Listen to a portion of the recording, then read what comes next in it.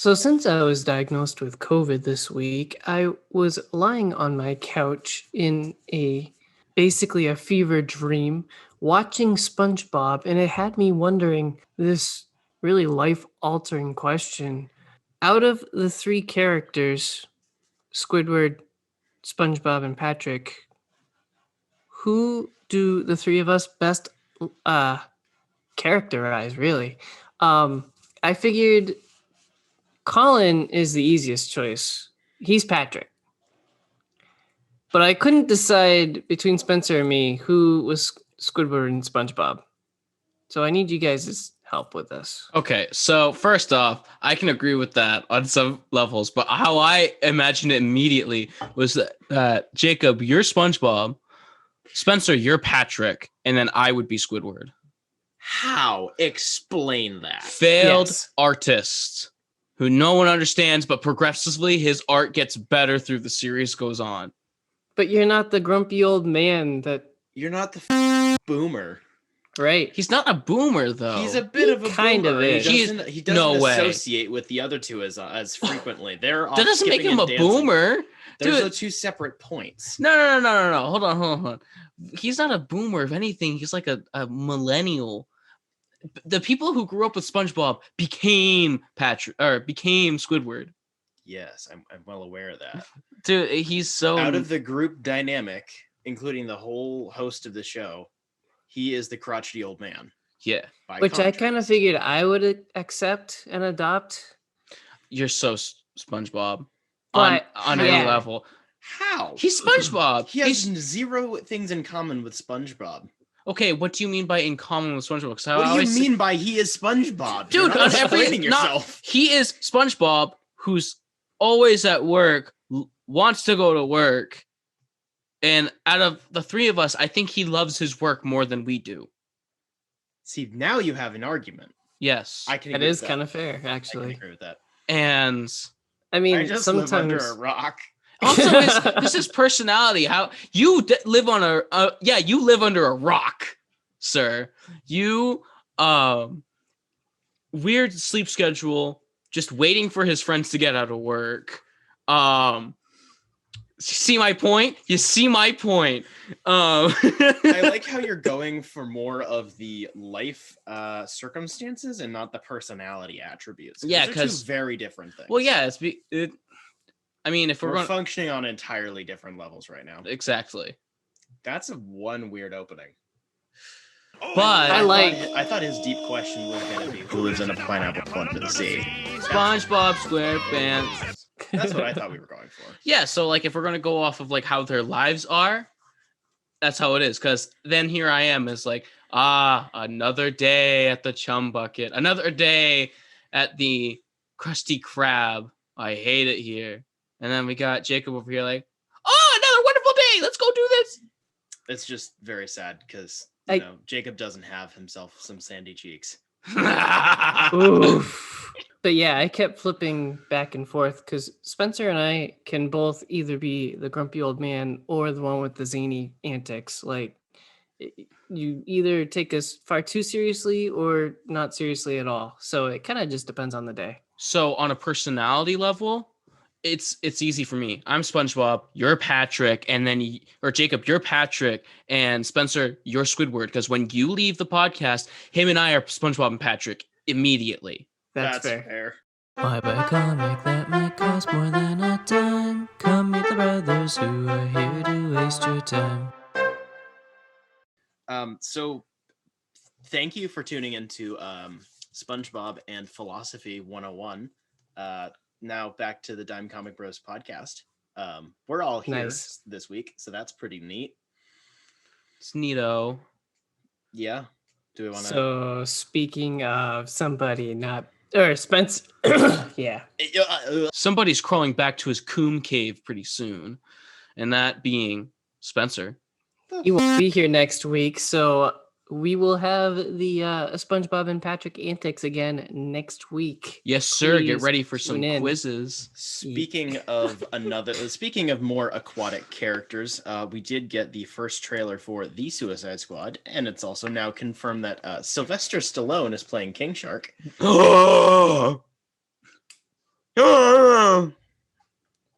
Okay. Oh my gosh, I'm so excited. I love King Shark, but it's not going to be like woke King Shark, so that's pretty sad.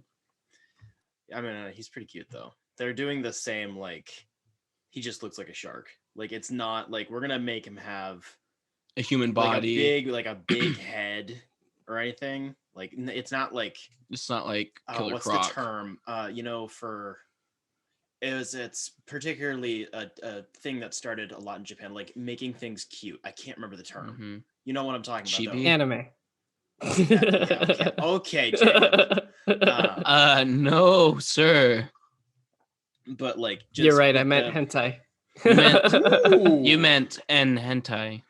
Anyways, I thought it was pretty entertaining. One of the jokes really did not land, and it happened to be the last one, and that was kind of disappointing. Which one was that? It was the one at the end of the trailer when Harley's like, "I love rain. It's like angels splooging all over the place." It's like, oh my word! It got a giggle, but it felt really weird. Like the rest of the very crass jokes, I was very down for. That one was, yikes. Why am I the most excited for Polka Dot Man out of the rest of the villains? Because polka dots. Because Polka Dot Man. Why have I always liked Polka Dot Man? I don't know. You like pushing buttons. I like finally, because of the agenda this morning, I finally found out that there was a new trailer released, and it helped me understand all of the memes that came out this week. So that was helpful, but I am very excited for Starro. Same. I did didn't not get see to watch that. it. Of course. Because I didn't look at the agenda. I never look at the agenda because I always want to be surprised. Well, we can't talk about it when you don't know what the we're talking about. No, I'm definitely excited for that bit. I think it's interesting. They're going with like Starro being a kaiju. I think that's kind of neat. Whoa! It's also very out of left field. It's like, oh yes, again, grounded suicide characters. They go on bad missions and they can die and stuff. So he's like from the sea? Like a kaiju from the sea? That he is a big ass mind control starfish. That's awesome. I'm so excited for that. I love kaijus. Does Colin know what Starro is? I know what Starro is. I know that he's starfish. Yes, but he's from outer space. He's not from the Earth. But the ocean. What? He's from the ocean. Shh. No, he's from outer space. Shh. Spencer, take your finger off of Colin's lips. Asshole. From HollywoodReporter.com, exclusive.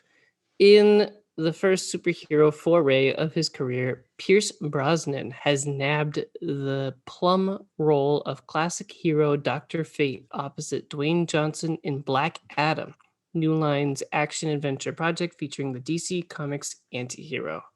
This was really out of left field. I'm pretty sure I was talking about this like last week or the week beforehand, where I was like, it would be really cool if this movie had Dr. Fate. And then now we have Bond playing Dr. Fate. So hype. I find it convenient that you said that off air, so it wasn't recorded. I'm calling BS. Bro, it's in the group chat. I'm pretty confident I can pull it up. I was watching Young Justice, and I'm pretty sure I can find it. Nope. Oh, this is kind of just turning into like a JSA movie, which I'm fine with. We're fine with that. This is cool. I mean, having The Rock basically single-handedly beat the shit out of the JSA, very exciting. That would be sick, because JSA is kind of weaklings, except for Dr. Fate. I mean, Hawkman. Oh, wait, no, actually, he is kind of an OP character, isn't he? JSA has a lot of power behind it. They're just not as utilized characters. That's true. Because boomers from World War II. You know what I'm saying? You know what I'm saying? You get what I'm saying. Yeah. Pierce Brosnan hasn't had much of a career since he was James Bond in the 90s, so I'm hopeful that this works out for him. Jacob, did you like Pierce Brosnan as Bond? Because I didn't, but I don't care. I've never seen James Bond movie. So that's a deep question to ask me. I feel that he was a victim of the 90s, which changed the character a little bit. I think if he had been Bond in a different era, it would have been different and better. So I definitely can agree with that. Mostly yes. But he's not my favorite Bond but he's also not a bad Bond. Fair. Colin, what else do we have? Let's see. From HollywoodReporter.com, exclusive Randy McKeane, who wrote Disney Plus's football drama Safety, has been tapped to pen Warner Bros. And DC's Static Shock. Static Shock. Oh my gosh, whoa! And DC's Static Shock. Your dyslexia is showing. It is. Michael B. Jordan is producing the feature adaptation of the cult DC hero via his Outlier Society Productions shingle, along with Reginald Hudlin, who directed Safety. Yay. I'm excited. I always loved Static Shock, and actually, so I don't have anything deep or meaningful to say about Static Shock. I just remember it being a highlight of my childhood, and I wanted to be him. Fair. As a young little white boy. Oof. I'm just glad we're getting like consistent news about this project, and it seems to be like actually moving forward. So that's pretty neat. Mm-hmm. Have an exclusive from Variety.com. Ron Livingston has been cast in The Flash and will portray the eponymous superhero's father, Henry Allen. Okay. Literally last week when they said, hey, he's not being recast. Yeah. Now he's recast. Yeah, I was about to say that because I actually I read it before you sent the agenda. I did read somewhere on Instagram where someone said that he was getting casted. And I'm like, no, my boy Spencer knows what's going on and knows his sources and says he's not going to get cast. That's what they were But of saying course, at the time. Warner Bros. Has to be gay. They have to be cucks. I mean, they are being a bit all over the place right now. Mhm. It's one of those, maybe it's not totally a conspiracy to say that, as soon as Justice League comes out, they're just tossing news at the wall left, right, and center to try to maybe kind of distract from it. I'm not saying that is a thing, but it could be a thing. It's a thing. I'm going to say it's a thing. You said it's a thing. I'll say it's a thing right now. You're a thing. I am a thing. It's clobbering. You know who else is going to play the thing? I heard that the thing was going to be played by Johnny Depp. What the Yeah, okay, you pulled that one right out of your ass. You had me when with the news, with you guys just like bullshitted the whole news. You had me the whole time, even with the Nightwing one. I believed. I'm like, I okay, and I believed you all the way until you said, yeah, this is bullshit. I'm like, what? What are you telling me? Deadline.com exclusive, Warner Bros. And DC Films are developing an adaptation of the popular comic Hourman, with Chernin Entertainment joining as producers. The adaptation is being penned by writing duo Gavin James and Neil Widener. This will mark the first time Chernin has developed a DC property. Originally created by Ken Fitch and Bernard Bailey in 1940 and originally appearing in the Stargirl comics, the hero had 3 different incarnations, with the first one featuring chemist Rex Tyler. The first time we meet the character, Tyler would create a new synthesis, Miraclo, which grants him super strength and endurance, but only for 1 hour. Rex's son, Rick Tyler, would later become the hero, ultimately becoming the most popular Hourman as the years went on. So you're telling me that we live in a world where our man gets his own movie before we get Man of Steel 2. BVS was Man of Steel 2. You're telling me that we're getting an Hourman movie before we get Justice League 2. There you go. Use that cut instead. I don't know. That sounded like a studio mandated cut. I'm still kind of looking forward to this. It's also me too. More like JSA era stuff. It's not confirmed if it's going to tie into it or not, but it is from that era. So, Jacob, any thoughts on this Hourman film? Nope, I got nothing. I don't know the character, so I look forward to finding out more. Nice. From Marvel.com, Natasha Romanoff will be back in action in Marvel Studios' Black Widow with a new release date of July 9th, 2021.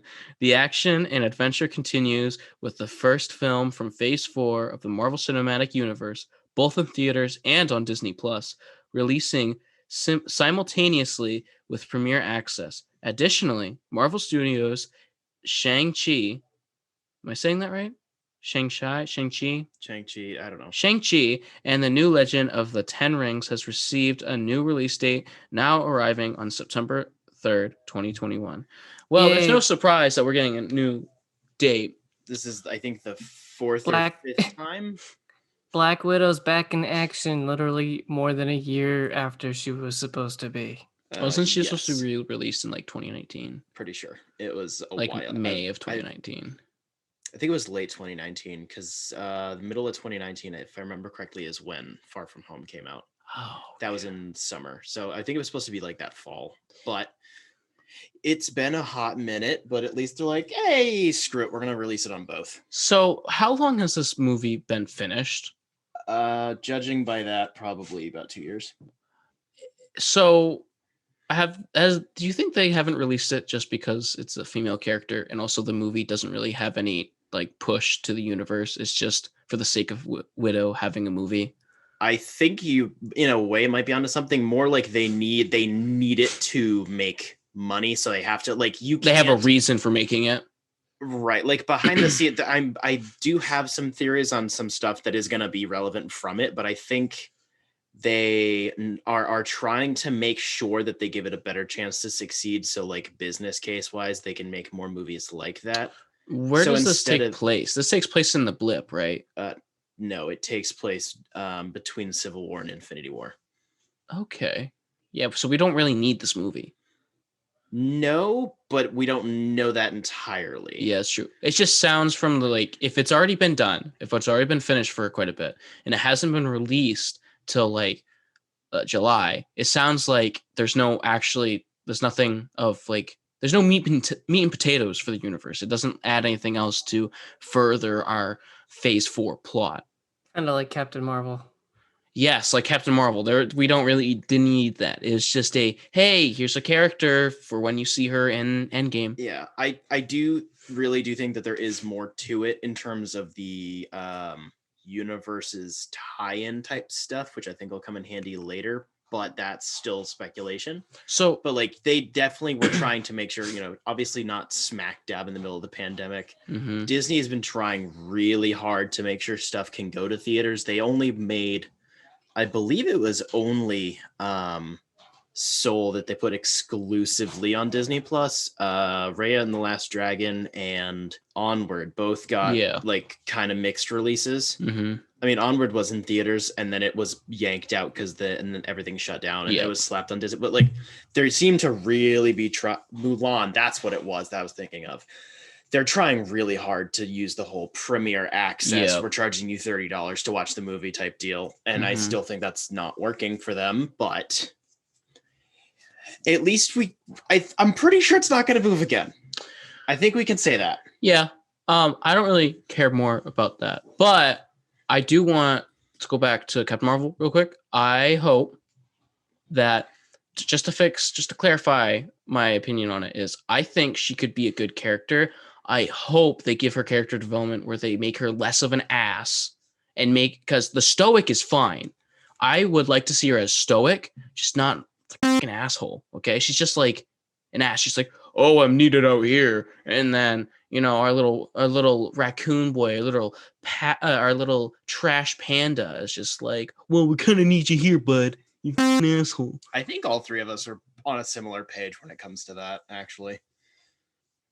I saw it once in the theaters and mostly forgot it all. So Same. It wasn't a good. No. Okay. It wasn't the worst thing I've seen. It was fine. It was fine. It was fine. Yep. It was just as fine as Iron Man 2. I never want to be able to say fine to anything that I would want to like, which I mean, I kind of do want to like everything, but like I mean, why fine is wouldn't you wanna almost like worse everything? than disastrous. Inhumans was disastrous. We're not going to talk about that. Moving on. But I got more shits and giggles out of that than I did get out of Captain Marvel. Oh. That is the end of the news. Main topic? Yes. Yeah. Yes. Sure.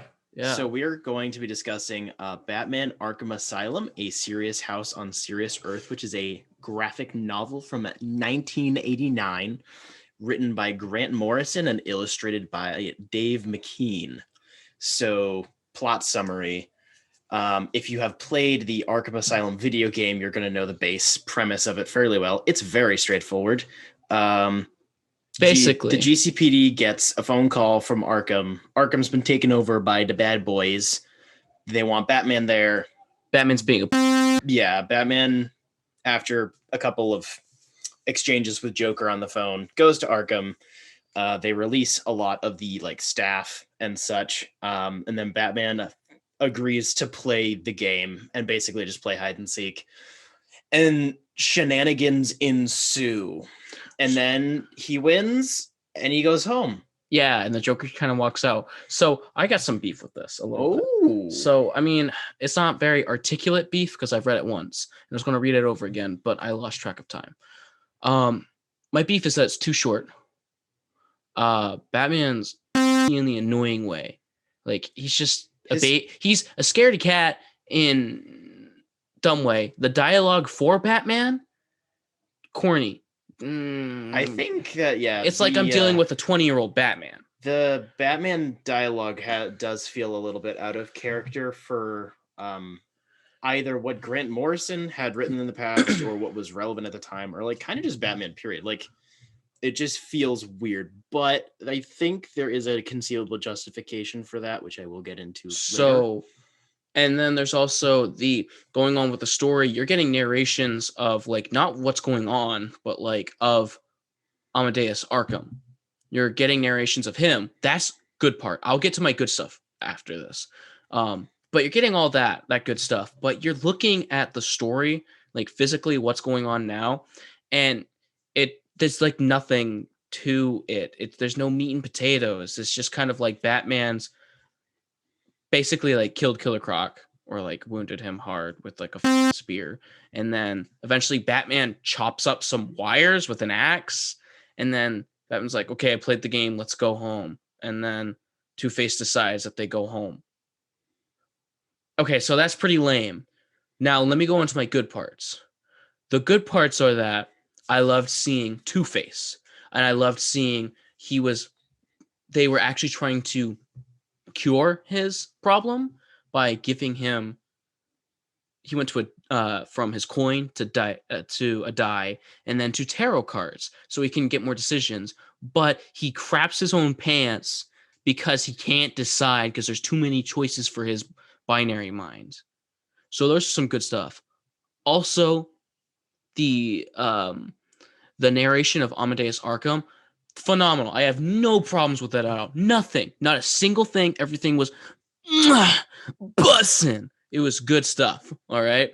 And then we go to at the ends where Two-Face decides if they get to go home or not with a flip of a coin. And they say something like, if it's heads, he gets to go home. If it's scratched, he dies here. He says that it's heads and they go home. But at the end, it's actually scratched. So he broke his rule and he actually decided something on his own volition. That was, I loved it. That was, I licked my fingers for that. Okay. It's finger licking good. But that's on my first read through. And I'm going to read it through again. So on a note that I think something I feel like Jacob will probably bring up for a suggestion for both of you. So I have the most updated version, the remastered one. Read that one. I read through all the notes in the back included by Dave McKeane on why it was remastered and the process of doing that. Effectively, the original version when it was done, because this was before internet exactly, and the types of systems that we have for books now, and because it was a multimedia presentation, it was weird ways to scan this stuff in, so it ended up washing out a lot of colors, as well as some stuff. Sometimes it can look a little funky. That's from the different processes they had to do for that. So he found older prints, older pages, and then different scans, and he kind of compiled them together and then did some digital touch-up. So it is quote unquote darker and slightly less saturated, like deeper saturation. But he going on his word, that's what it was originally done as. And the text, something Jacob, I was about to talk about that. I hate the Joker text. it's really hard to read because it has a white shadow to the red text. The updated version has a dark red shadow to a red text, and you can read it. Nice. Big plus. I'm just gonna take my little Arkham thing. I'm gonna go with the pagers just one more time, and I'm gonna go right into the trash. Get the updated version. Anyways, Jacob, do you have The some thoughts? artwork for this is mixed. It, I believe, can be qualified as abstract. There's a lot of weird paint splashes, and it kind of changes art styles all the time, from basically like charcoal rubbings to like pretty well textured pencil drawings or things like that. It's all over the place, but that kind of adds to the lunacy feeling. Well, I got a little contradictory to your statement, of course, as always. Oh boy. I felt like it was actually consistent with, so the art is a little rough to look at sometimes. I enjoyed it, but it's like it was engulfed in shadows in a way where it was hard to distinguish some things. It more like it was highlighted with color, and everything else was like black pencil shavings. But the thing that kept me going was with that tone and the style, it felt consistent to me. So it was a little bit more bearable to get through. That was a complaint I had when I read the book, was that it was very hard to pick out important details that were called out in the script. I agree with you. The copy that I read has the script in the back, and after reading that, I appreciated the book twice as much as just reading the actual story. Yeah, so I think that's a relevant detail to bring up, was that originally Grant Morrison had wanted Brian Boland to do the illustrations, who had done The Killing Joke, and has very clean, very detailed, and I don't want to call it photoreal, but very articulate. Yeah, he has very clean art. It's concise, and somewhat notoriously, Dave McKeane doesn't really like superheroes, even though he mostly worked on Sandman, which is ancillarily related. But like, he hated superheroes. He did not want to do this book. He actually refused to put Robin in it. Because, Robin was supposed to be in it. Yeah. And he was like, we're not, I already hate doing this. We're not having a kid. So that like, it's an interesting, how different it turned. Like, imagine how it would have happened if it had just had this book even like, get out. Exactly. Now I understand what you've been saying. If you look at what, like, just picture this book basically the same, but what looks like The Killing Joke, basically, in terms of artwork. Same time period from Brian Boland. I still think the story would have held up really well. But this is the most chaotic, it's such a controversial, like, what way are of the it odds coming out of this marriage of two people who hated each other working on this book, and it actually turned out the way it did? And it feeds into the narrative rather than just being like, it's good art. It's like, this book is kind of heralded because of the weird relationship between the story and the art. Like, what are the odds? Oh, also, I do like that whenever I saw Batman, it looks like his suit was his skin.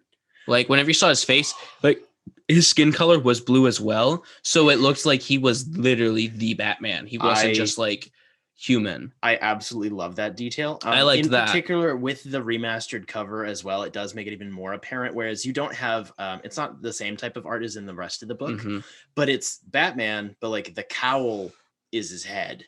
There is no, like, cowl line around the mouth. Yep. Like, it's just him. And then if you look inside the book, so being a Zoomer and obviously having not read this before, watching Lord of the Rings, Batman continually gives me Mouth of Sauron vibes. Am I alone in that? Like, because there's so many like mouth focused shots, and it's very like he's like biting his own tongue and he's bleeding out of his mouth. It gives that really sick feeling, as well as with the something we haven't seen in a long time, like the little like shoulder spirals of the cape. Yeah. Like he's like little Pokemon. Yeah. Not like Pokemon, although I would love a Batman Pokemon. Like he just nope. He's got little pokey things, and he's got the long ears. Yeah, I'm fine. But I that's just such a unique detail that we haven't seen in a long time. It feels like you need to have, if you're having long-eared Batman, it feels like you need to have the pokey shoulders. Yeah, it's like really broad, but not because he's broad. Like the wingspan of the suit itself is big. He's a smaller guy, not like small, but like this is not like a big Batman. He nearly gets killed by a normal dude in this. Yeah. More of the, to go back to the whole Batman feels a little out of character. It feeds into the potential meta narrative that is mentioned in the book that this could all just be a dream, which is usually a cop-out sort of answer. But it works, I guess it would work with this. If the premise of the book is that, you know, Arkham is essentially a head, and all of the inmates or prisoners or whatever are different parts of the brain. They're different aspects of Batman's personality, blah, blah, blah. It would make sense that this is like his most internal thought processes, like the simple game of word association they do in the beginning. It's like 4 words and he's dead. Yeah, and he's done. He's just like already crying out for his mother, like a few words in. Like this is him at probably the most fragile we've seen Batman, at least ever, in a more popular piece of media. Yeah, like he is paper thin at best before he even walks into the facility, and it just goes downhill from there. I really like that, but it doesn't, like, you could not have done this book in a continuity. No way. You know, I think it might come across that, like, sometimes I do like it when things aren't loosely associated to canon and aren't exactly in canon, but they kind of are. Like, I like it when things are either connected or they're like really disconnected. Yes, me too. You could not have done in the way that it does work, because like this Batman is kind of a puss. That's not a negative, at least the way that I read it. The first time I read it a few years ago, yeah, it felt weird. But if you just walk into it going, I'm just gonna read this thing, it's like, okay, this is a really crazed dude who dresses up like a bat and is already like professing his insanity to Gordon on a rooftop. Yep. Holy crap, this dude's f***ed up. Yep. Which would be realistic, I feel like, yeah, if Batman was in real life. So something I didn't really love when I read it was after having read the script, there's a lot of I guess allegories or representations or symbolism in this book that even after reading the script I don't understand the point of. It just feels, I forget how I said it when I texted Spencer. It was like religiosity for religion's sake or something. Like it just felt basically thrown in for no reason. That's how Evangelion is. Oof. Like when Colin was talking about Killer Croc getting stabbed with the spear, like that was intentional. It recreates some statue that is popular and I should probably know about, but it's like I don't know why. Yeah, it was intentional, but there's no meaning as far as I could see it. I definitely sympathize with that. That's the area of this book and with other things that I usually appreciate the most. I'm very big on my mythology and my symbolism and stuff, but it does feel unironically a little pretentious, and I like it when things just throw all the shit at the wall and it just go nuts, and I really appreciate that because Grant Morrison was definitely high as shit when he wrote this. I could agree with you on that because I like a random. I do enjoy the random symbolism or the random mythology just for the sake of it because it's still interesting nonetheless. if even if it doesn't have like a purpose, Yeah, its purpose is to look cool. Yeah, I think it's more with this book, it can become a little bit overwhelming, whereas you have the the like IRL narrative, and then you have the mental health like archetypes of the different characters and the different disorders and such that they fall into, and then on top of that you have different religious or mythological elements for them, and there's like 4 different allegories for each character, and it's like, all right, now you're sending mixed signals because there's just so much of it. Yep. I don't care. I can critique it and not give a shit at the same time, but that's just me. But for me, It's a someone lot. who struggles with symbolism, Yeah. like if there was one symbol per character and I only get like one character out of it, like that's way too much just to be included for no reason. So Definitely understandable. definitely a negative for me. Shrooms, man. Understandable. I think the larger thing with this is I think the darkest Batman book I have read. Oh, yeah, Not in easily. terms of action entirely, like worse things have happened, not by a lot, but like worse things have definitely happened, but it is so much in such a short period of time, and it is so visceral and very it's a horror book, like completely. It is a horror focused narrative based on horrific imagery in insane detail with no reprieve except Joker cracking jokes. And even most of those are really, really, really gross, which are great. But like, I would agree and say that this is even darker than Damned. yes, Damned has yeah. Constantine. That's a great point because there is no reprieve. It's just all dark. Yeah. There's nothing. I have no objection to that, Right, but or- it's just a very notable thing. Whereas even in other dark and gritty interpretations, like whatever, there are, Damned does have Constantine cracking some jokes. It does have some weird, like, it has Etrigan being a rapper. Like, what the like, there's some silly stuff in it. Oh, yeah. Yeah, like there's a little bit there. Dark Knight Returns has a child character who's pretty funny. Like even the things that we're like, oh, they're so dark, they still have some lighter fare in them as good juxtaposition. But this book is just horror. It's a short read, but it's just full pedal to the floor. I love it for that because I don't think there has been or probably will be anything that takes all of the matters that this book does quite so seriously. Like even you have Arkham Asylum, the video game, which is loosely based on at least the premise, is hella lighter. It's not it's more in line with like slightly darker BTAS. You have stuff like The Killing Joke or Three Jokers, which are also fairly dark, very serious stories. This is so much. Also, Batman kills like 4 people, like pretty gruesomely. That's not a point to get into a debate about. It's just like, oh my gosh, there's so much in here that's really dark. Yeah, no, I agree with everything you said. This is one of the very few times that Batman is in a horror book. Yes. Like it sets out to scare you, I think. Yeah. I don't know of too many other examples where especially with Mad Dog.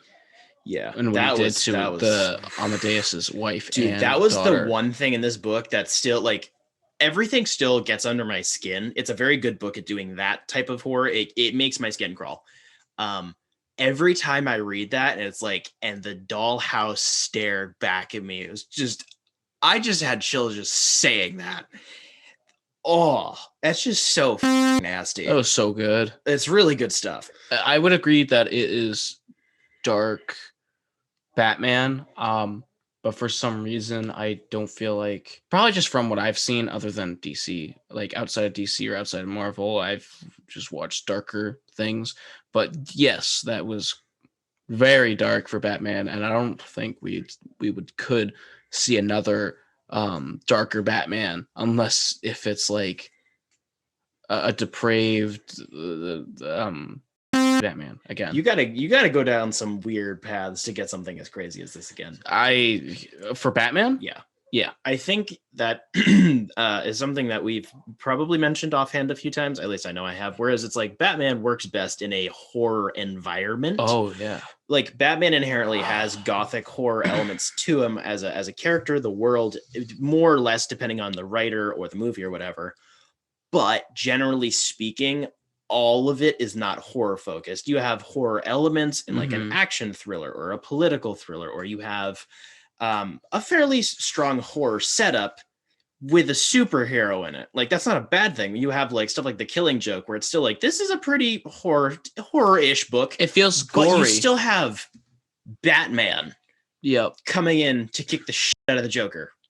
Like you still have a heroic element to it, whereas this one's Batman is just as depraved as everybody else in this book, and it makes it feel harrowing, and I like it. I think that if they were to make another story about Batman being this dark, it would have to involve a Robin.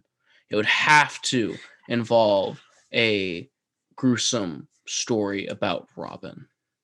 Boy murder. So final thing I wanted to say, this is one of my favorite Batman books. I voiced criticism. I agree with everything you guys are saying. This book is like settling down, like in bed. Like it's uncomfortable to read and such, but like this is it's still a comfort read, which is so bizarre. Nonetheless, it is entertaining. Yeah, like this is one of the books I continually go back to. It's like, I'm having a bad day. I got 45 minutes. I can read this thing. It's cozy. Not like it's a comfortable thing, or it's like, oh, I'm going to settle down with a cup of tea and I'm going to read this nasty book about murder and rape. But, you know, it feels like home. If you which say is kind so. which is kind of the point of the book in that way of, you know, there's always a spot in Arkham for Batman. Yep. In case the world out there of insanity gets to be too much, you can go into the madhouse. Like when you belongs. were saying that it makes your skin crawl, I was going to say, I don't really get that. I just feel uncomfortable or tense, I guess.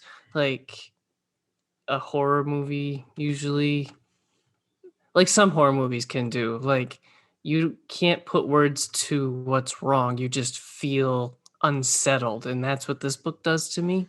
I think it's the claustrophobia, at least for me. I'm not usually claustrophobic. Oh but yeah, it does give that the vibe. panel like you can't layout breathe. is really good for that. It's very tall and very narrow, just like almost rapid firing from one thing to another, and it's squeezes all the air out of you. So you saying that this is a bad day read does not compute, because it I can't puts me explain in that. that uncomfortable, unsettled feeling. More like Okay, if for I'm- Spencer, I feel like it's a, hey, I'm having a bad day, but at least I'm not having as bad as a day as Batman is. No, actually, I think Really? it's more of a it's hard to explain. It's because of my strange relationship with horror and its different media presentations and like the limited use that I have of horror. It's Are you saying horror or horror? horror. Because I keep hearing horror. My unique relationship with whores being non-existent. I am your horror. Yes. Best part is you don't even get paid. Oh yeah. But like it gives me time to think in a way, because it is a very heady, whether it's being too pretentious or not, it is a very heady book, and it gives you, while being claustrophobic and short, it still gives you some room to think. I wouldn't say breathing room, because that would be contradictory to the point, but like there's enough blank or very non-focused panels. There's just enough room where you're like, you start to put together some more pieces. At least I do. I think about the characters and the interactions that just happened or whatever it is, and it gives me like a bearing. It's like I don't want to say this is like a cornerstone of my Batman fetish or anything, but like it's one of the high tiers of I I know where I stand in relation to this thing, and it can kind of help. So on that note, to end off, I think we would summarize this as a good Batman book to leave you thinking and show that Arkham is truly where Batman belongs and is truly his home. Spooky. I would say one of the top 3 adult Batman comic books. Not bad. So I think it is Probably Falcon and Arkham. the Winter Soldier time. So Falcon and the Winter Soldier, episode 2. Dude, I am loving this show so much. Hey, it's the Black Falcon. That was so funny. I loved that. Okay, so you know how there's those jokes that like that it's like bringing out the you should probably be a little bit more PC about this type of joke where it's like, just how we have like the Black Panther, like that name is a little controversial. It should probably just be Panther because Panthers are black. I mean, But- yes, but Stan Lee said, "F you guys, I'm making Black Panther." Wrong. Wrong. You have Pink Panthers too. Okay. Jacob's got a point. So I just like that, for even if it is like a little PC, where it's like, why are we calling these black superheroes like black something? I Should- definitely wouldn't put it under a PC label. It's more of a like, why are you even bothering? Yeah, type of but- deal. Like you have to put additional effort into those things. Like with the interaction with the kids, like, well, why would you make more onto the name? Like you don't need to differentiate it. There is no There's no Falcon. I mean, there's just Falcon. It's not like there's Falcon and Black Falcon. right. But that's So- just how I read that. The thing with the kids, I don't know what it was, but something felt ad-libbed about it, and I give that props. Fair. I didn't Like pick up on just that. just the way that Falcon played it off. I don't think it was. I think it was scripted, but it just felt It felt real. Yeah. yeah. It also felt Genuine. relevant. And I think that's what made it, even if it was ad-libbed, that's why they would have kept it. Yeah. Because it feels relevant. On that note, can we talk about the chemistry these two have? Like they get so much more screen time to just interact with each other. It's so good. I loved their little like therapy session thing, where When it's they like went to basically like- couples therapy. yeah, it's just like this is awkward. What's going on? And they just have a staring contest. Like that's a very guy thing to do. that Just have a staring contest. That got a laugh out of me. I liked that a lot. that was, I think, my favorite scene in the whole thing was just like, so I'm gonna do this thing that I do with couples, and then Sam's like, oh, here we go, and then Bucky's like, yeah, let's do this. And he just is like, yeah, I'm gonna beat you. It's like that's what happens. It's like, when you no, put- I'm great at staring. That's what happens when you get a couple of machismo guys in one room, and they're just gonna do that. And I Well- also like how that. They've already made so many jokes about Bucky just staring, so it was Is good natural payoff. that they have. Yeah, I was glad that there was payoff for that joke. Like I like the joke because it is true that he does that a lot, but I like that they were incorporating that as like, it's not a quirk, it's a character trait. Like there's a Mhm. difference between the two. It's a relevant thing to how he like operates. And I like how that scene played out towards the end where it does take that serious twist, but like it gets properly real for a good 2 minutes. Not even 2 minutes, Mhm. but like 30 seconds or whatever. That was a really good like line of dialogue, and Sebastian Stan is killing this freaking thing.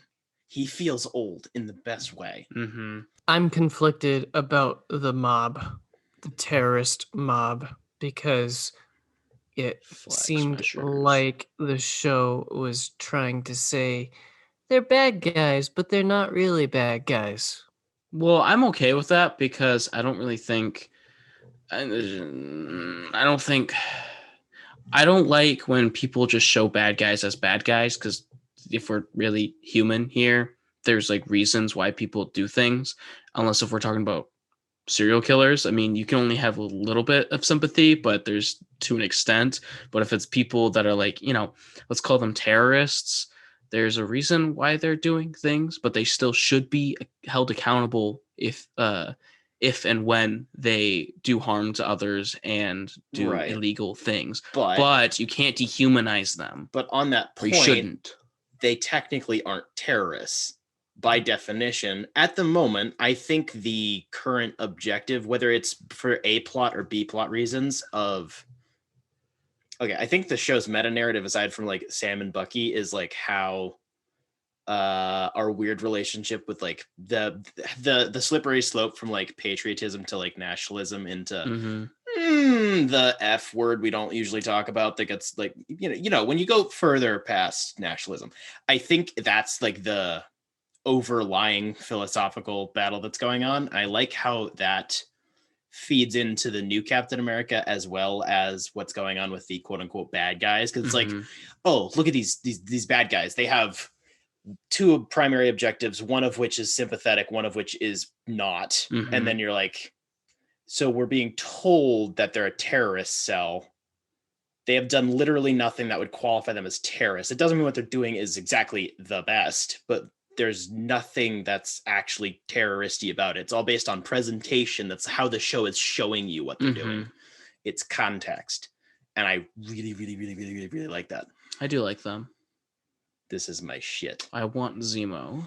Dude. I want the Purple Man. I like how they're treating him seriously. They're like, oh, we're gonna go see, like, it almost gave off like Magneto vibes. Like, we're gonna go see him in prison.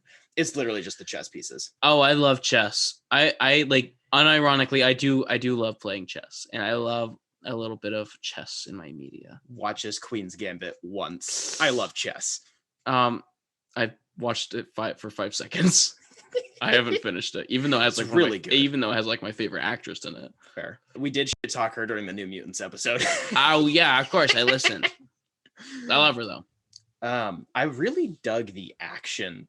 Like it doesn't feel like they're trying to be like, we're gonna do everything practically. We're gonna have a lot of close shots. Like something in, I think, The Winter Soldier and Civil War, when they did very physical altercations, because like clearly this is taking the more tonal inspirations from those movies. It can come off pretty rough. Like it can come off like the choreography isn't there, so they're using cameras to avoid it type deal. Like it can just feel very like just like slapping each other type stuff. I like seeing how very different Steve and John. I was gonna say John and Steve are, and how they act, where John's all about, or Steve's was always all about his combo shots, his little doodads, and then we got John who just hit, grab, hit, oh, couldn't get him, shoot, throw, I saved you. I do like when he got when his buddy Battlestar Galactica got saved by the shield. I like that. That was a good moment. Yeah. I think I thought they might have wanted to call it out. Maybe they'll do it later. I thought it was a relevant detail that John carries a gun around, because Cap did that in the first Avenger because he was at war with literal Nazis during the war. But after that, he was on the defensive, like the shield implies. But John's just got a sneaky little pew pew, which inherently as a arm of the judicial branch makes sense. But like as the symbol, probably not good optics. Just saying. Wasn't exactly a sneaky little pew pew. No, but he's like type. Yeah. I do like how the camera settled on him with the gun for a little bit longer, to show, oh. Yeah. Okay. Yeah, like it makes sense, particularly with his background, but it's not like he's something I really liked in that aspect. They weren't seemingly trying to make him out like, oh, this asshole brought a gun to a shield fight and he's just cheating. Like, he seems like he is a genuine person. Yeah. But like I said, I think that ties really well into the theme of like, so here we have this guy, this soldier who's already been through hell, and they're trying to turn him into a symbol, whereas Steve was a symbol and then they turned him into a soldier, kind of. Like Steve was like the paragon of virtue, and then they gave him good pecs. Versus He already was the good man. Right. He was the good man. The good man just got stronger versus Mhm. John. It seems to be a fairly typical Man. soldier, Yeah. which is cool. But they're like relying on his strong sense of nationalism as if basically everybody in the military doesn't have that to some extent or another. And I think that's what's gonna be, if not already is, being exploited, like by whoever is further behind the scenes, whether it's literally just the government doing it or not, is they're going to keep pushing him further and further down that line. And then at some point or another, he'll probably come around. So I do like that he was trying to state that he's not trying to be Steve, and he's just trying, it's just be nice to have some allies. And he was like, what he should have said was, I wish it'd be nice to have Steve's allies with me, instead of saying Captain America's, implying that you are already mine. You come with the shield. I think that was a really good, in terms of writing wise, that tied the racial narrative very well into the political narrative of it gave off that weird possessive vibe. And then that's when Sam's like, all right, bye. That was good writing moment. Because he's already Captain America. Officially, he's Captain America, right? And he's like, I wish I had Cap's allies on my side, which means he thinks that, or he's implying that those two allies come with the Captain America title or with the costume, which they don't. They are their own entities, and the only way to have them as allies is for them to be your friends. Okay? How long before this show changes Walker's character to U.S. agent? That's a good question. 2 episodes. 2 more? Or yep. Because that would put that's only 6 episodes. Yeah. Huh. See, I really don't know if they're gonna make him like actually go bad guy. Like, I think he's gonna get dragged further, and then they'll team up at the end. I think, because I think it's gonna end up kind of being Zemo. I think Jacob mentioned this last week or the week beforehand, like the Sons of Batman, right? So it'll end up being Flag Smashers to use a more modern day allegory and not get into any particulars on it. It's going to basically be Zemo heading up like Antifa versus the cops, sort of deal. Yep. We're not getting into the details on that, but like don't care. Basic allegory wise. So I actually don't mind the guy. I don't mind John. No. First off, I love the actor. He was in my favorite Black Mirror episode.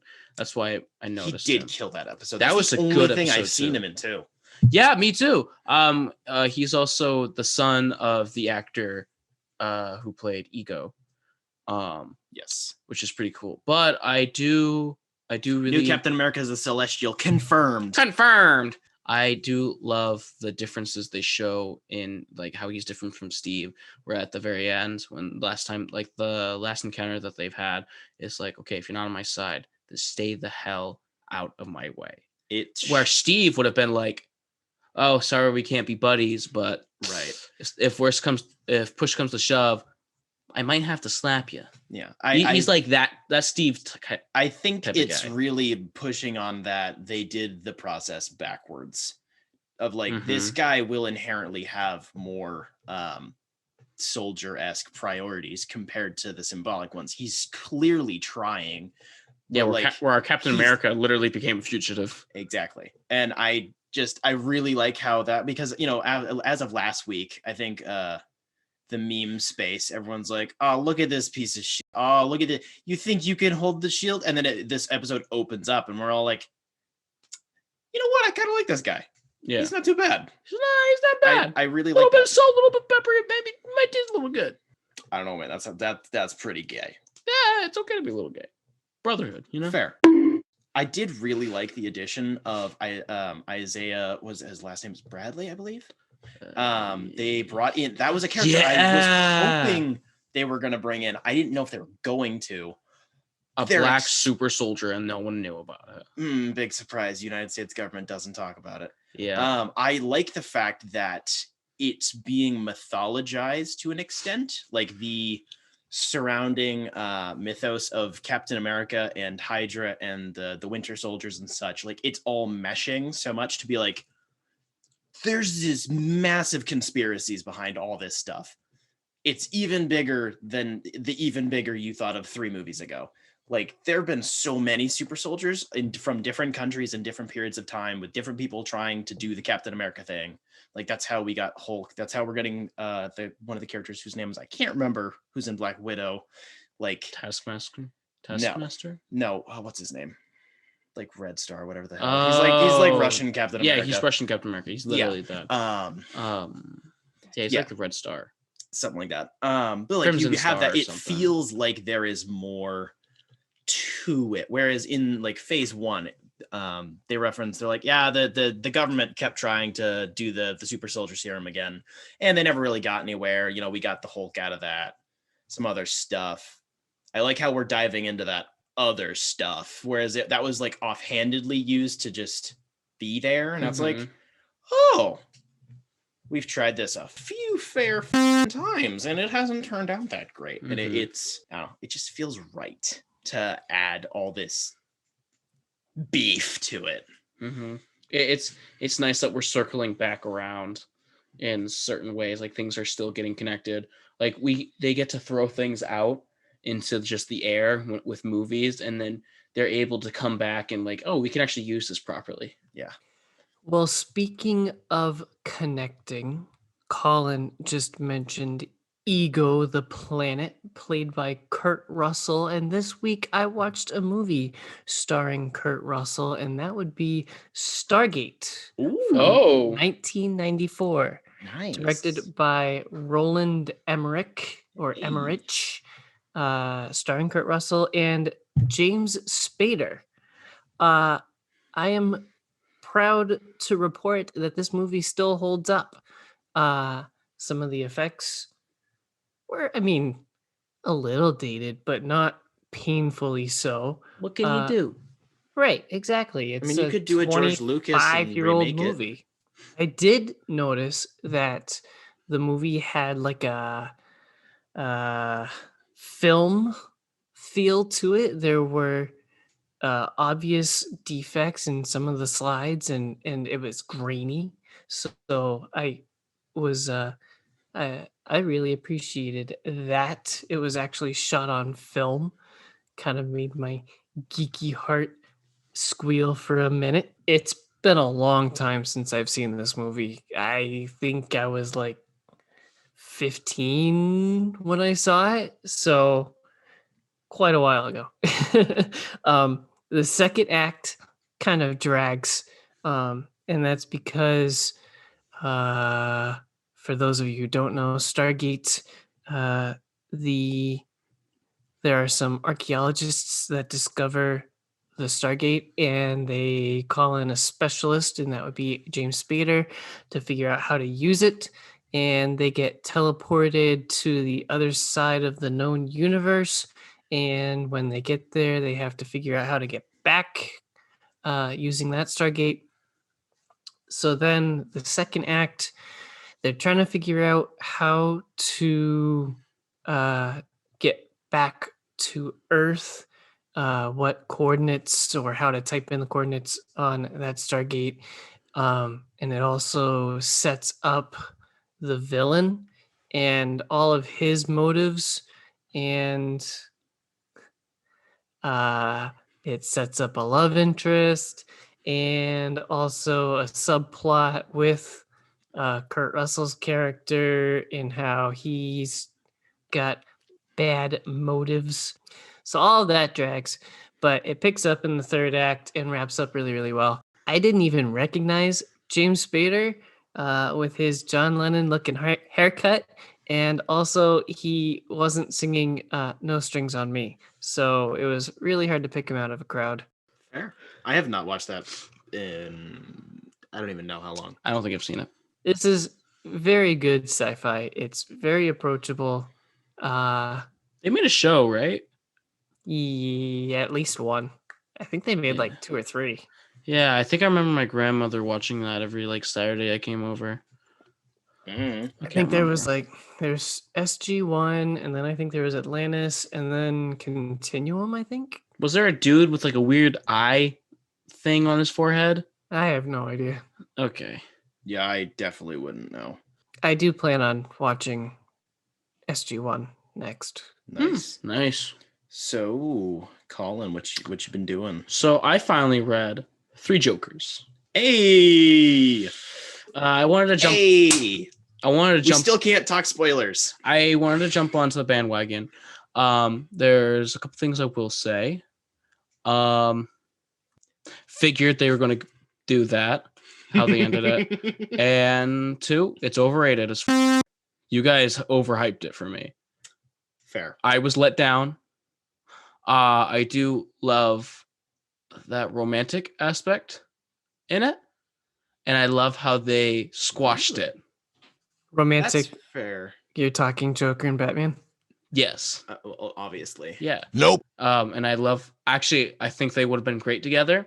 But it probably would be best not to.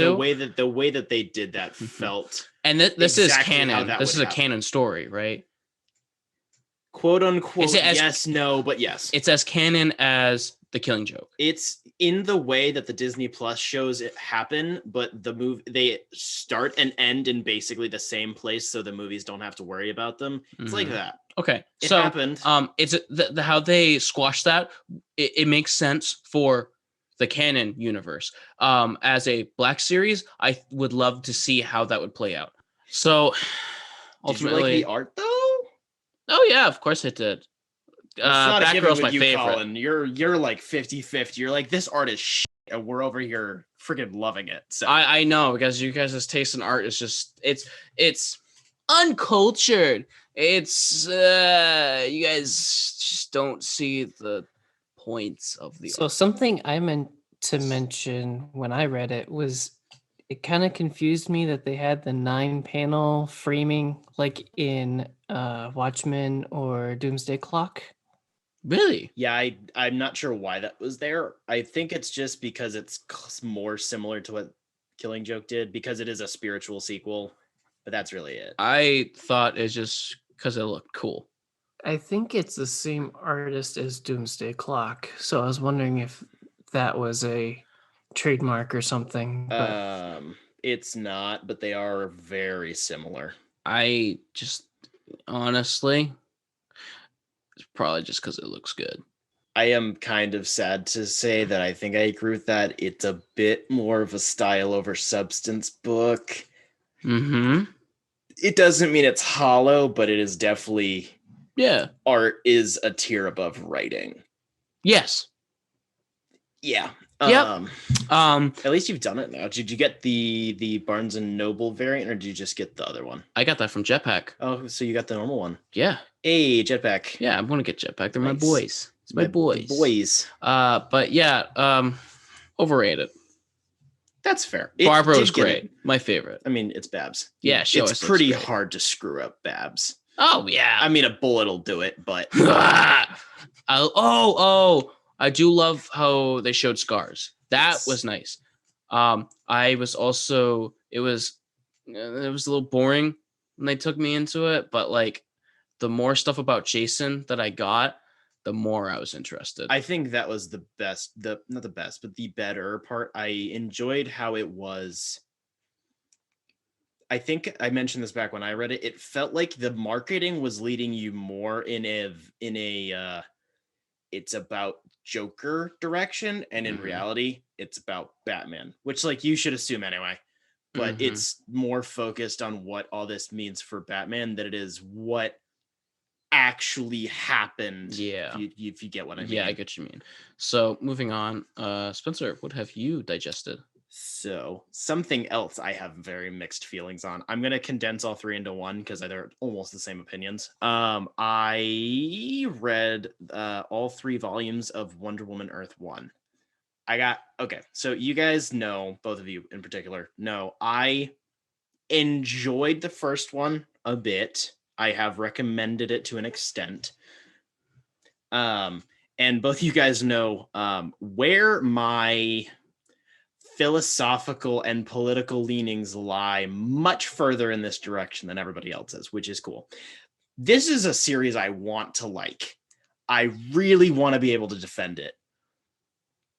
but it doesn't have anywhere near enough breathing room for it to go into the depth that Grant Morrison probably wants to get into it. So it comes off as men bad. Like, This is New 52 era, right? no. It's Earth 1. Earth 1. Which one was that? Was that the one before 52? It's a separate continuity. Yeah. Yeah, I know, but was that It's- before or after 52? The first volumes came out just before New 52, and they've been spread out over like a decade now. Yeah, so it doesn't really apply in that. They're sold as complete books. And this is why timelines are confusing. Continue. You're not wrong. This is, yeah. So I think the art for the most part was pretty good. Yannick Paquette, I think is how you say his name. I think for the most part, his line work is really good. The colors were very vibrant. I enjoyed those a lot.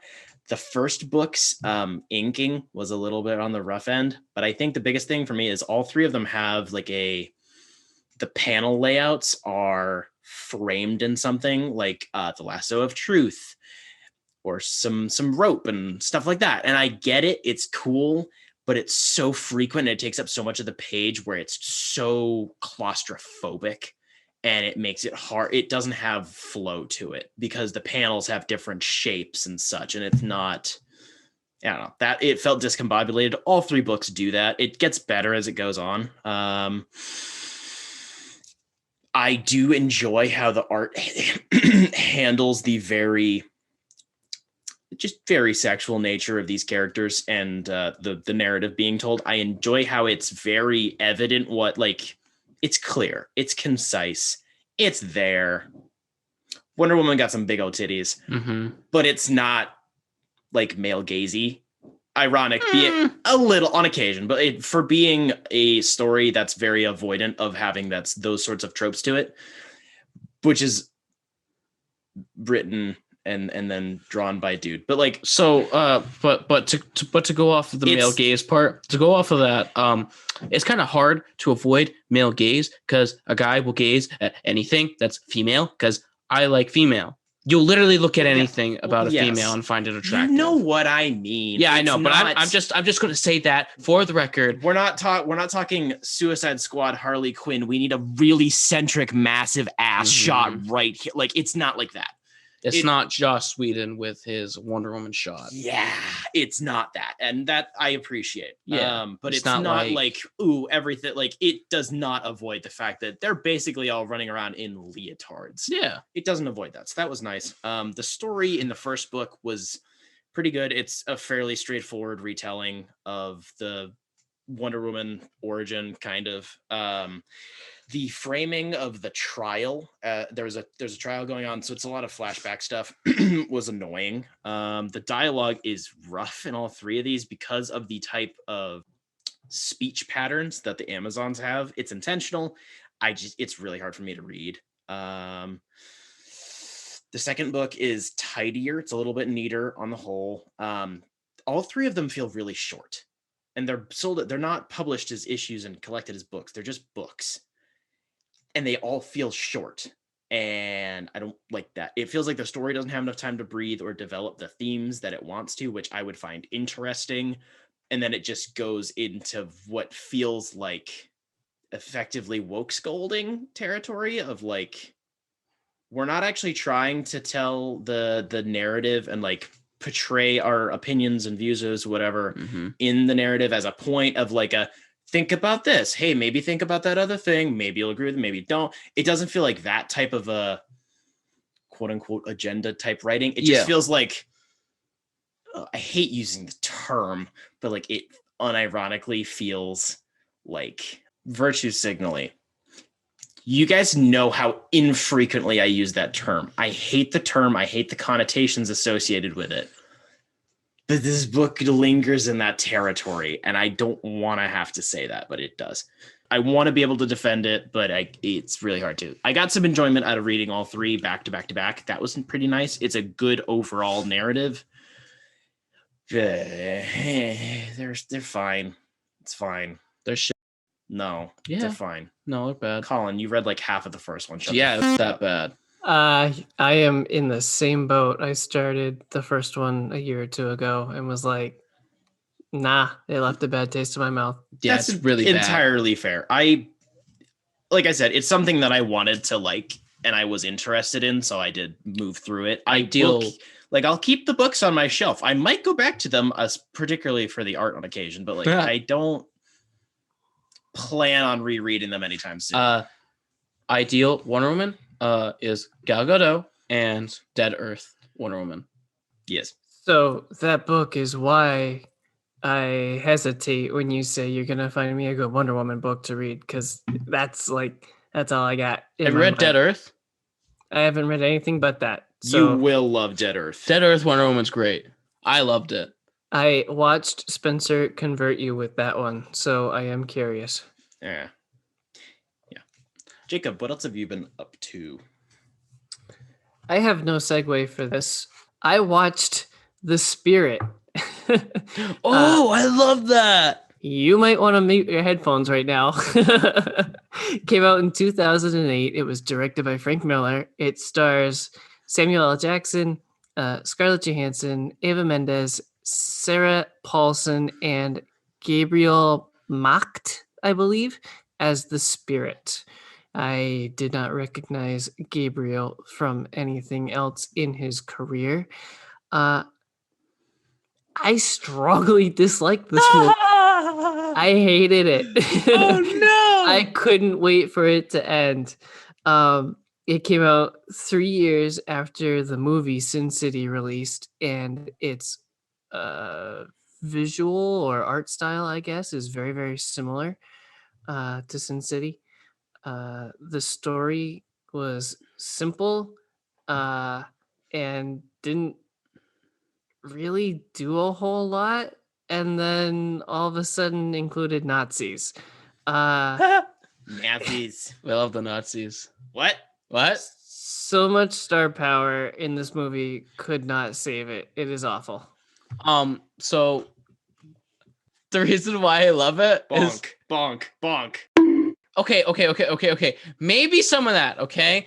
Do not ridicule me for loving Scarlett Johansson, okay? Yeah, don't you dare. No, I'm not saying that that's bad. I'm just acknowledging that. But that's only one. But it's so dumb. I find it so fun. It's just I can have it playing in the background while I'm playing with Legos or like drawing something. It's just so dumb that it's fun. There's no value in it. There's nothing good. The story's crap. It's just fun to me. Have you been doing anything else? Colin's doing a really big think right now. I was trying to come up with a cool segue. I read the first 2 issues of Teenage Mutant Ninja Turtles: The Last Ronin. Oh, I have been looking into that. I'm very interested. It's good. So I bought. Don't spoil who it is, because that's a very recent thing for the audience. I thought. What do you guys know? Yeah, I know. Do you don't know if Jacob knows? But I know nothing about it, and I want it to stay that way. Okay. Yeah, This takes place 30 years after the Ninja Turtles were exterminated and Master Splinter died. Oof. So it's really good. I really enjoyed it. I love how the Ronin is being written. How do I? When you guys talk to me like that, it's hard for me to like explain what I've read. Dude, you know how hyped that reveal was for like 2 years now, and that came out like a month ago. Really? Yeah, I could have easily have guessed who it was. You could have made an argument before the first issue came out. You could have made an argument for all 4 of them. It would make, honestly, the one that it is makes the most amount of sense. Yes, I'm with you. That's the one I predicted. But like, you could make a solid argument for all of them. That's why the speculation was. But the reason, okay, so the reason why it makes the most sense is because they've already done this type of thing with each of the turtles already. More so with the ones who aren't the Ronin. Yes. And so I'm glad who the Ronin is. and how they're bringing about the story is really nice for a boy who grew up with the Teenage Mutant Ninja Turtles. Nothing is disappointing about this. Everything is amazing, and um, I'm very excited to see more of this suicidal turtle boy. It's a 5-issue miniseries, right? Is it? That's why I was asking. I don't know. I think it's 5. I just saw it at my boys. Saw it at the Jetpack Comic. My boys. I saw it in their store, and I was like, "Whoa!" The second one came out. Nice. I don't honestly. I'm gonna be real honest with you. I don't keep up with things until they've probably been out for like a month or two. So I watched Young Justice season 3. Oh, don't give too many spoilers. No. Okay. So this comes 5 years in real time after season 2 came out because the show got canceled way back in the day. They were just trimming down their lineup, which is lame. And then it got revived on DC Universe back when it was making video content. And the big thing that I really don't like is the animation style shifted. So now it's basically just the modern DC movies that are like roughly New 52 inspired type animation. And it has that very cheap feeling. Like the parademons are the exact same ones you see in those movies. I don't not like those designs, but it's the laziest thing. This show is cheap and it takes a lot to get over that. Once you get past it, there are a handful of new designs, which I did like. So there's like it's a 2-year time jump. Yes. Between season 2 and 3. I like how this time jump played out a lot more than the first one. It feels less, everything's different. And now it takes half the season to get reintegrated to like the new norm. It spends less time doing that, which is good. The generations are something that is just particular to me. The generations of the team are so messy. It drives me crazy because instead of having new season, new lineup, old team becomes mentors, cycle continues. It's just meshes because now there are different teams and they all splinter off and it gets messy and I don't like that. But this one is it's a lot more self-serious than the first 2 seasons. I don't think it's a bad thing, but it definitely feels like 2017 DC Universe. So this was coming out when Titans came out. This is post Justice League coming out. Like it's that time period when DC was very tumultuous. So it feels influenced by other things. Cyborg is in it. That is a character which I enjoyed, but because of the time period that we're in, it felt overdone. Because it's Cyborg, we had just seen in Justice League, and I just watched Zack Snyder's Justice League. So it's like there's only so many ways you can do Cyborg with like the Mother Box origin, and it just is like, this is good, but there's other stuff that could have been focused on. There's a new character called Forager. He is a bug. He's a literal bug, like the species bug. He's from space. He talks in the third person. He's so fucking cute. Great I like stuff. that. Just the animation really does like it. It's more than just, they shifted styles, I'll get used to it. Like it just feels like they were trying to make this show on the cheap, whereas the first 2 seasons were extremely beloved by a lot of people. And they're like, oh, we'll bring it back, but with major budgetary restraints.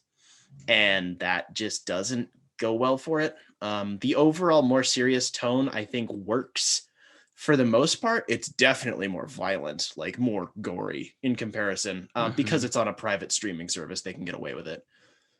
But sometimes it feels like it gets more involved in the, like, not drama. Like the first season, like it had like genuine like young adult drama stuff, which I enjoyed. It feels different.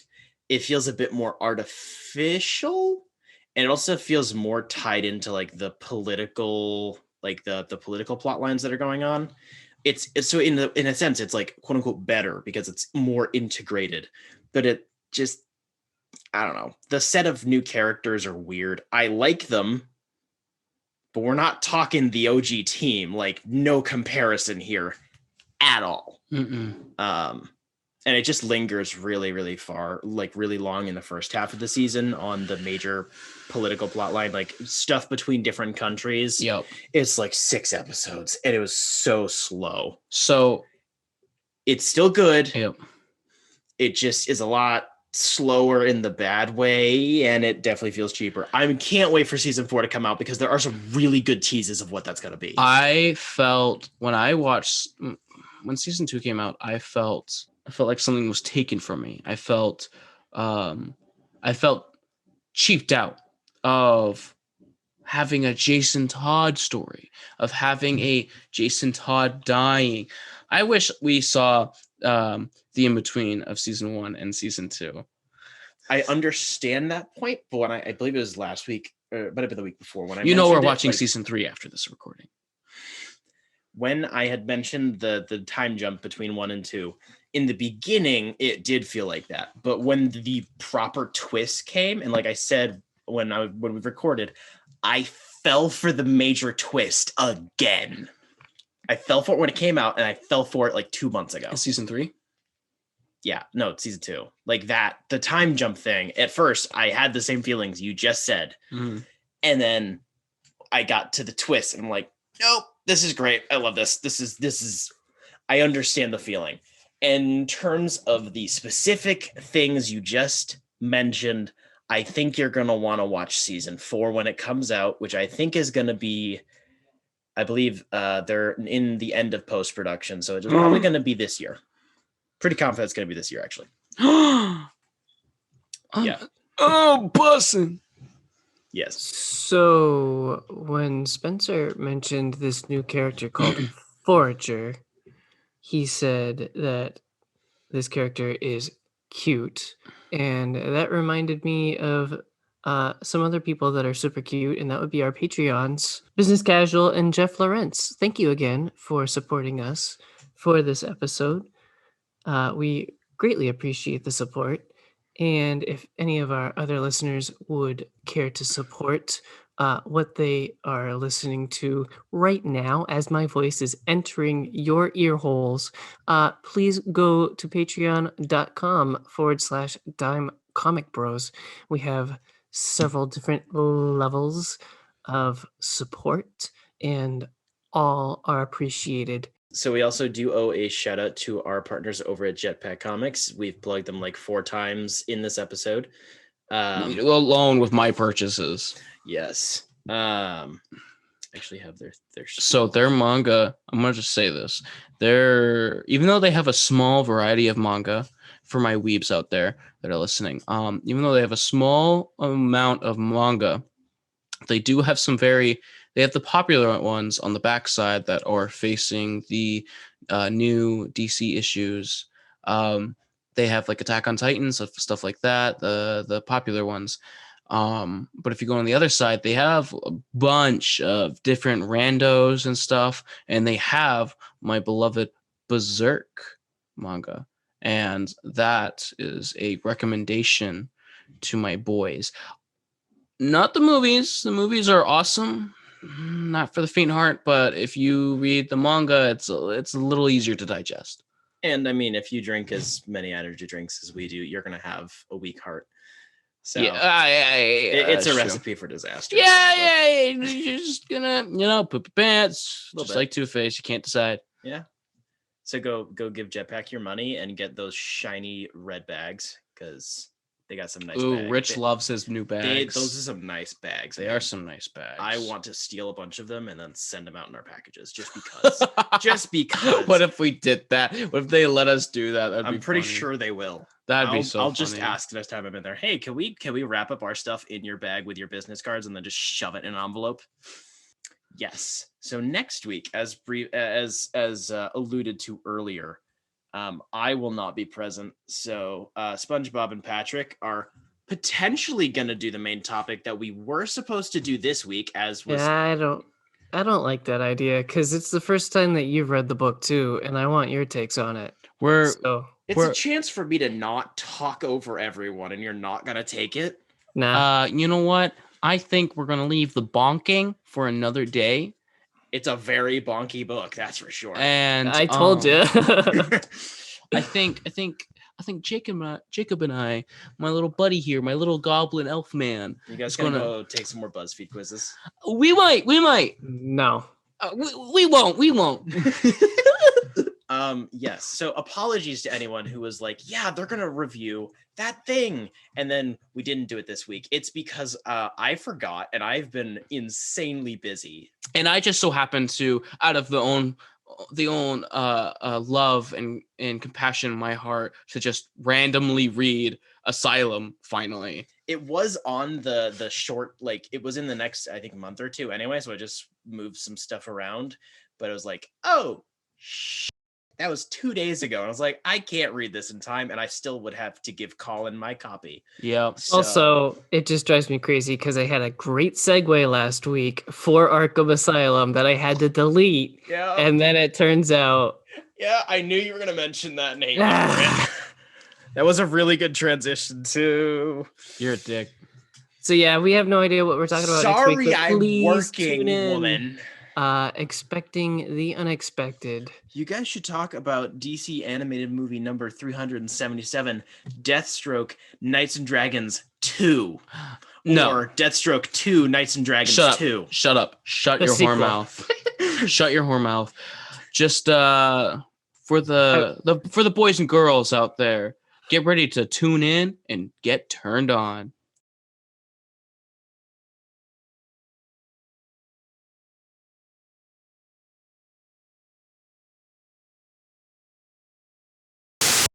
You have a really weird look on your face. Yeah. I'm sleepy. Filthy coomer. I'm a coomer. I didn't coom. I haven't coomed in. Nobody wants to know. Oh, are you not going to be here next week? Correct. What's that? I'm on a booty call. Oh, nice. Do you want to lean into the camera a little bit so I can snap a snappy? Personality-wise, on any character, I can pin us easily. And then the two of you just go chaotic idiot energy on me. I'm a goofy goober, yeah. We're all goofy goobers, yeah. Yeah, intentionally trying to get me to lose my shit. Yeah. That's fair. I realized I was a dragon. Like a Lord of the Rings dragon. Because you know how, like, dragons just hoard what is, like, I believe you mean a worm. no, like, the dragons hoard what is, like, a treasure to humanity, like all the types of treasures, and wants to sit on it and never leave it. That's how I am with my room. I have all these treasures and I never want to leave them. Including just everybody. Spencer and me. Yes, I want to sit on you. Like a good man I knew, like a good man I know, said on Twitter, was that if they ever brought a reboot to Justice League, I would hope it would be set in the 50s. Said you. I mean, I was really just... I followed you. I pay attention to you on Twitter. I just retweeted something from somebody else. And then, which was yeah, more just but in the fawning comments, over yeah. freaking DC's New Frontier, Yeah. which is great. Anyways. Yes, it is. I love that angsty Batman that doesn't want to scare children. Yes. God, this Joker still makes me want to shit myself. But also, he's almost kind of cute. Not like a cute way. Oh my word, I didn't even realize the Joker face on the back. Oh, yeah. Fine, I'll turn it over just for you. Thanks, Dad. 3 Jokers spoilers. Okay, Jacob, edit this out. Did you notice that the cleaning service is... That's what I was going to say too.